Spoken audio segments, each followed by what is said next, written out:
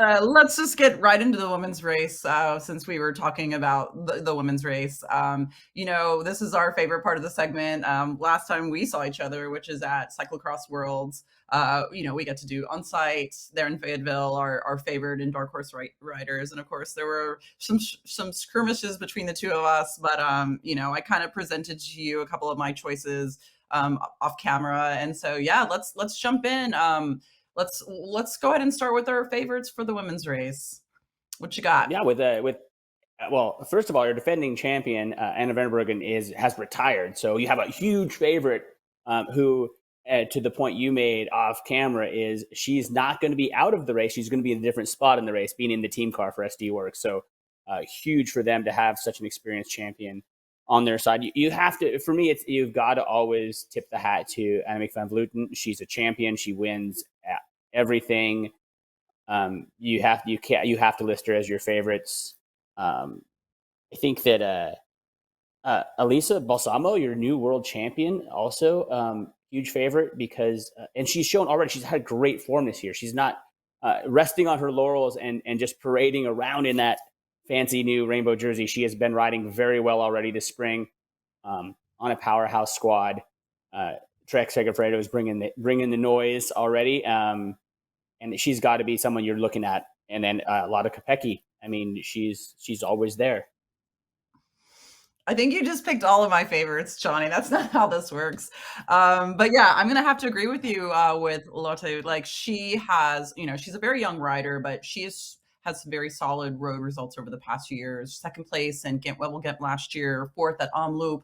And what's really great about her, she joined SD Works this year. Anna van der Breggen is actually going to be in the team car. So there is going to be maybe an advantageous opportunity there for the young rider to get some coaching and some team help from the car from Anna van der Breggen. So I'm very excited to see how this racer does this weekend.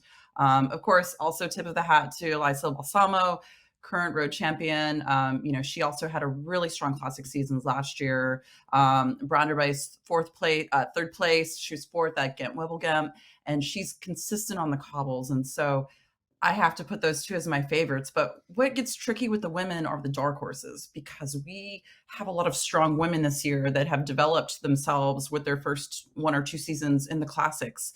And I'm just right off the gun. Christian Faulkner, American Christian Faulkner, she's joined Bike Exchange NACO for the 2022 season.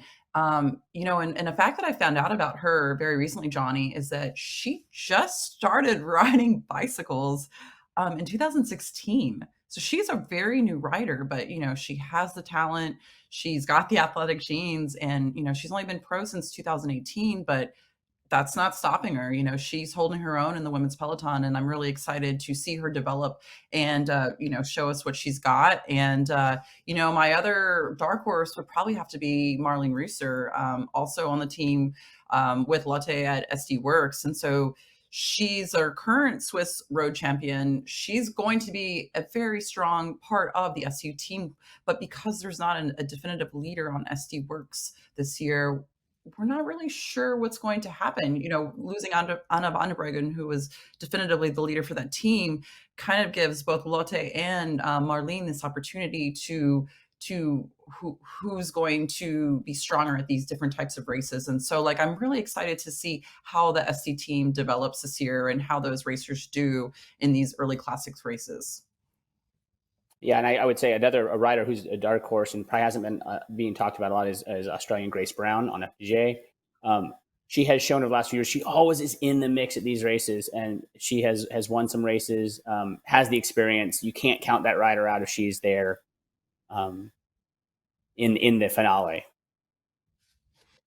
Yeah, no, I'm a fan of Grace for sure.